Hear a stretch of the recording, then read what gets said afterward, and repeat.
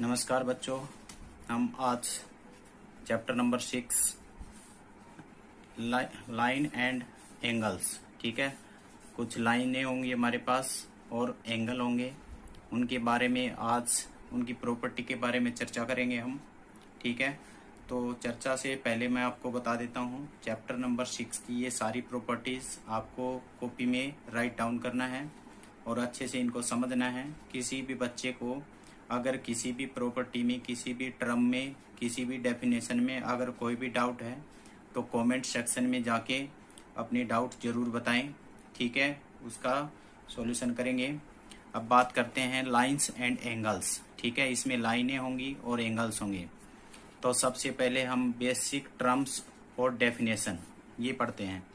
तो हम देखते हैं हमारे पास एंगल किस किस तरह के हो सकते हैं। सबसे पहले एंगल फर्स्ट, ठीक है। एंगल फर्स्ट, इसका नाम हमने क्या दिया, एक्यूट एंगल, ठीक है। एक्यूट एंगल ये हमें क्या मिलेगा, 0 डिग्री से तो बड़ा होता है और 90 से क्या होता है, छोटा होता है। स्ट्रिक्टली देखो, ये स्ट्रिक्टली लेस देन और स्ट्रिक्टली ग्रेटर देन का साइन है।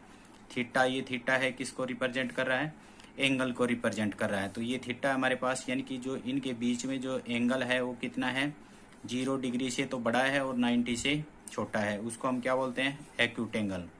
फिर उसके बाद है हमारे पास दूसरा एंगल किस तरह का हो सकता है, राइट एंगल। तो राइट एंगल कितने का होता है, 90 डिग्री का, यानी कि इन दोनों एंगल के दोनों साइड के बीच में कितने डिग्री का एंगल है, 90 डिग्री का। फिर हमारे पास आता है ऑब्ट्यूस एंगल। ऑब्ट्यूस एंगल क्या होता है, 90 से ज़्यादा और 180 से कम, ठीक है। तो ये कितना हो गया हमारे पास, ऑब्ट्यूस एंगल, इसका नाम क्या होता है, ऑब्ट्यूस एंगल। फिर हमारे पास आता है स्ट्रेट एंगल, ठीक है। स्ट्रेट एंगल कितने का होता है, 180 का। थीटा कितने का होता है, 180 का। तो यहाँ से यहाँ तक कितने डिग्री का हो गया, 180 डिग्री। फिर उसके बाद होता है हमारे पास रिफ्लेक्स एंगल, ठीक है। रिफ्लेक्स एंगल कितने का होता है, 180 से ज़्यादा और 360 से कम। अब हम एक बार इस क्वाड्रेंट जो हमने 4th चैप्टर में पढ़ा था, ये हमारे पास कितने होते हैं, 4th क्वाड्रेंट होते हैं, ठीक है। ये क्या होता है, 0 डिग्री, ये 90 डिग्री, ये 180 डिग्री, ये 270 डिग्री और यहाँ घूमकर फिर से 360 आ जाता है, ठीक है। तो यहाँ से हम देखते हैं, अगर यहाँ से एंगल उठेगा और इसको टच ना करे, इस तरह का एंगल अगर इस क्वाड्रेंट तक बना है तो वो क्या होता है, एक्यूट एंगल होता है। और इस लाइन को अगर टच कर जाता है, इस लाइन को टच कर लेता है तो उस एंगल को क्या बोलते हैं, राइट एंगल बोलते हैं। और यहाँ से चले और यहाँ तक आए, इसको टच ना करे तो उसको हम क्या बोलते हैं, इनके बीच में इसके और इसके बीच में कितने, कौन सा बोला जाता है, ऑब्ट्यूस एंगल बोला जाता है। और कंप्लीट इस लाइन को टच कर दे तो कितने का होता है, 180 का होता है, ठीक है। और फिर इसके अंदर यहाँ एंगल का कोई मेजरमेंट का नाम नहीं होता। फिर एंगल डायरेक्ट यहाँ से क्या चलता है, 180 से यहाँ से स्टार्ट होगा और कहाँ पे कंप्लीट हो जाएगा, इससे टच नहीं करेगा, इसको टच नहीं करेगा।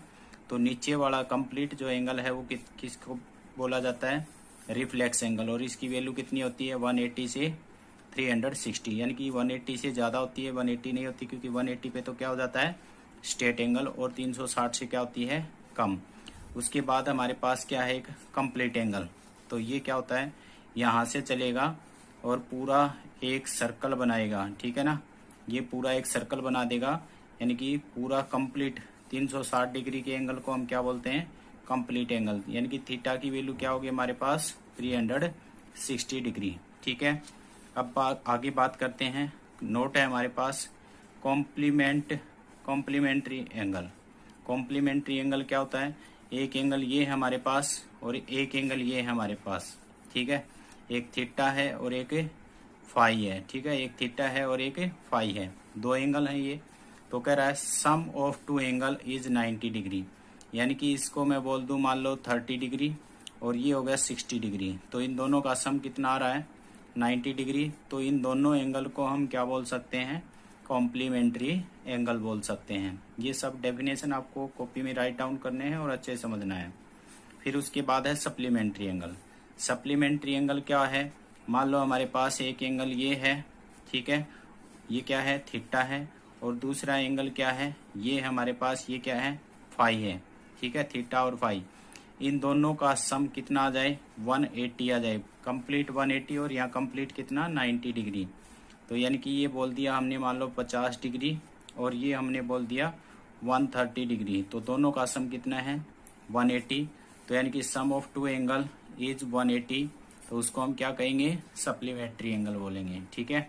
उसके बाद हमारे पास आते हैं हम एडजेसेंट एंगल, ठीक है। एडजेसेंट एंगल क्या होते हैं, एडजेसेंट एंगल में कितने एंगल की जरूरत होती है, 2 एंगल की जरूरत होती है।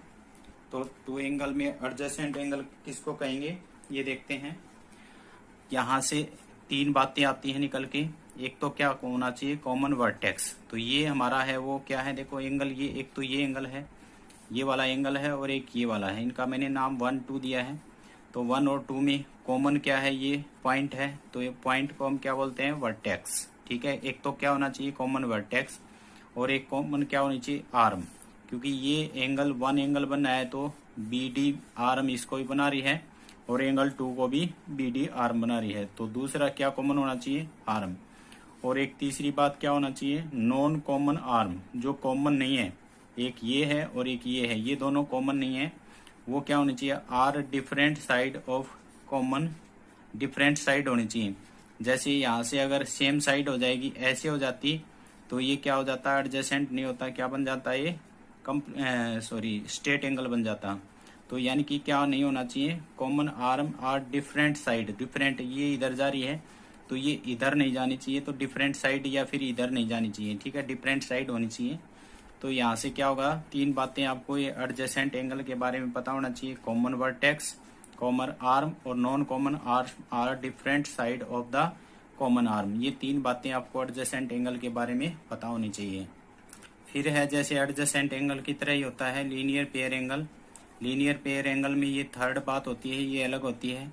एडजेसेंट एंगल में क्या होता है, कॉमन वर्टेक्स, इसमें भी कॉमन वर्टेक्स सेम होना चाहिए, कॉमन आर्म इसमें भी सेम होती है। लेकिन क्या होती है, non common arm are opposite arm, यानी कि ये नॉन कॉमन आर्म है, एक तो ये है नॉन कॉमन आर्म्स और एक ये है, ये दोनों क्या होने चाहिए, एक दूसरे के अपोजिट होनी चाहिए। तो ये एक दूसरे के क्या है, अपोजिट। तो एडजेसेंट और लीनियर में सिर्फ इतना ही है कि क्या अपोजिट नहीं होगी, मान लो ऐसे हो जाती तो ये एडजेसेंट हो जाते हैं, और अपोजिट ही है तो क्या है, ये क्या हो जाएगा, लीनियर पेयर एंगल हो जाएगा। फिर है हमारे पास वर्टिकल अपोजिट एंगल, ठीक है। 2 लाइनें आपस में जहां इंटरसेक्ट करती हैं तो हमारे पास 4 एंगल बनते हैं, 1 और 2, 3 और 4। तो वर्टिकल अपोजिट एंगल में क्या खासियत होती है, जब भी 2 लाइनें आपस में इंटरसेक्ट करती हैं तो क्या मिलेगा हमारे पास, 1 एंगल 2 बराबर होगा और एंगल 3 इक्वल टू एंगल 4 बराबर होंगे। यानी कि वर्टिकली अपोजिट एंगल, ये क्या बोला जाता है, वर्टिकली। वर्टिकली मीन्स एक दूसरे पे 90 डिग्री का कोण बनाते हैं ये। तो वर्टिकली अपोजिट एंगल यानी कि ये इसके और ये इसके क्या हो जाएंगे, आपस में क्या होंगे, बराबर होंगे, ठीक है। फिर कह रहा है intersecting lines and non intersecting lines. जब हमारे पास 2 लाइनें आपस में कट करती हैं किसी पॉइंट पे तो वो तो होती हैं क्या, इंटरसेक्टिंग लाइन। और जो पैरेलल लाइन होती हैं जो कभी भी कट नहीं करती उनको क्या बोलते हैं, नॉन इंटरसेक्टिंग लाइन। तो इनको हम दूसरा नाम क्या बोल सकते हैं, पैरेलल लाइन, ठीक है, पैरेलल लाइंस बोल सकते हैं, ठीक है, नॉन इंटरसेक्टिंग लाइन को। उसके बाद हमारे पास एक अगजिमा आएगा, क्या कह रहा है, इफ ए रे स्टैंड ऑन लाइन। रे क्या होता है, सबसे पहले तो रे पे बात करते हैं। जैसे हमारे पास ये क्या है, यहाँ से देखा जाए तो ये क्या है, एक लाइन सेगमेंट है, ठीक है। और यहाँ से अगर ये देखा जाए तो ये क्या है, ये क्या है, एक लाइन है, क्योंकि दोनों साइड देखो यहाँ एंड पॉइंट है तो ये सेगमेंट है, दोनों साइड एरो मीन्स खत्म नहीं हो रही। और ऐसे बना दूं तो इसका अर्थ है इधर से तो खत्म हो रखी है, इधर से खत्म नहीं हो रही। ये क्या है, रे है हमारी, यानी कि एक क्या हो, एंडिंग पॉइंट। रे में क्या होता है, एक एंडिंग पॉइंट होता है। तो कह रहा है a ray standing on the line then the sum of 2 adjacent angle is 180।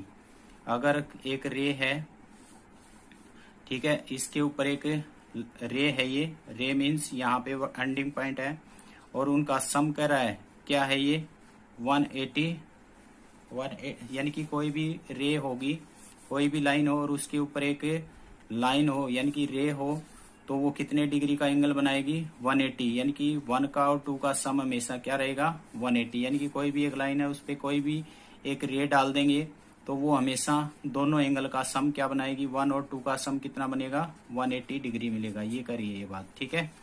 फिर उसके बाद लास्ट क्या कर रहा है, if the sum of two adjacent angle is 180, यानी कि दो एडजेसेंट एंगल का सम 180 है, then non common arm of angles from a line, यानी कि कह रहा है कि दो एंगल का सम, मान लिया 1 और 2 का सम कितना है 180 है, तो इसको हम क्या कह सकते हैं, ये एक लाइन होगी। जैसे कोई भी है, जैसे मैंने ये बनाया, क्या इनका 180 सम हो जाएगा, नहीं, क्योंकि जब एक रे होगी और एक क्या होगी हमारे पास रे होगी और एक लाइन होगी, तभी उनका सम कितना हो सकता है 180। तो कह रहा है अगर 1 का और 2 का सम 180 है तो जो ये लाइन है, ये रे है या फिर लाइन है, इसको हम क्या बोल सकते हैं, एक लाइन बोला जाएगा। और लाइन हमेशा कितने डिग्री का एंगल बनाती है 180 डिग्री का। ये दोनों एक दूसरे के क्या हैं, कन्वर्स हैं। यानी कि क्या कह रहा है, अगर लाइन है तो दोनों एंगल कितने के होंगे 180 के, और दोनों एंगल अगर 180 के हैं तो वो किस पे बनेंगे, लाइन पे बनेंगे। ये बातें एक दूसरे के क्या हैं, कन्वर्स हैं। तो ये हुई हमारी इस 6 चैप्टर की बेसिक प्रॉपर्टी। हम कल इस पे एक्सरसाइज पे चर्चा करेंगे। किसी भी बच्चे को डाउट है तो जरूर कमेंट सेक्शन में बताएं।